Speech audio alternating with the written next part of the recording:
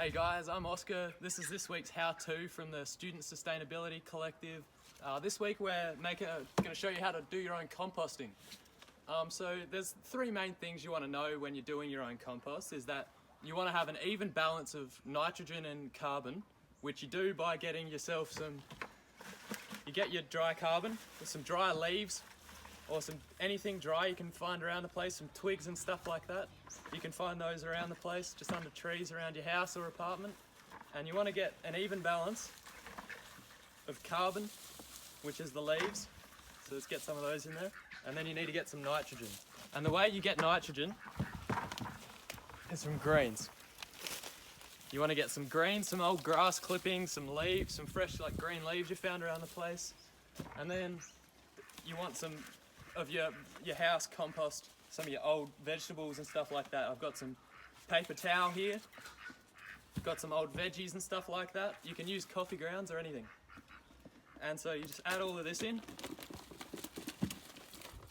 Just to recap on that one, guys. So you want your carbon in there to keep a balance with the nitrogen, which is your carbon is your dry leaves, your cardboards, your recycled paper and your tea bags and stuff like that. And then for your nitrogen, you want the more rich, heavy energy stuff. So you want your coffee grounds and you might want some vegetables in there and stuff like that.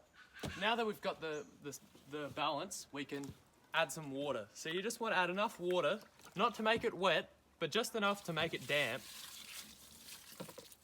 just to get the process going. All right, guys, next step is we want to mix up our compost, get the decomposition process started, just to give it a bit of a hand, you know? So then I'm using a pitchfork, which luckily Dad supplied to me, but if you're at home, you can use a stick, or if your compost bin is small enough and you're brave enough, just get in there with your hands. It's not gonna hurt you.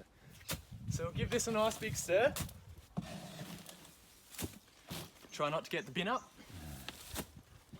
Alrighty, now that's looking nice and stirred.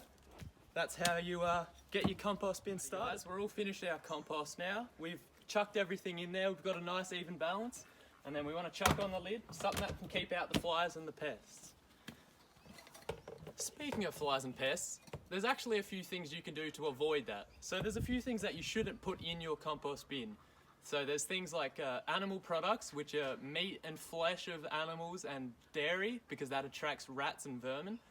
And then when you're putting the carbon stuff in your compost, such as the sticks and twigs and things, make sure they're broken up, not too big, because that actually slows down the process. Alrighty guys, that concludes our compost how-to video. So please make sure you follow us on Facebook and Instagram at Student Sustainability Collective. Make sure you leave some comments down below. I'd love to hear some feedback. We're new to this as well, so give us some feedback and we can make new videos, suggestions of videos that you'd like to see, anything in general that you'd want help with. So thanks for watching and we'll see you soon.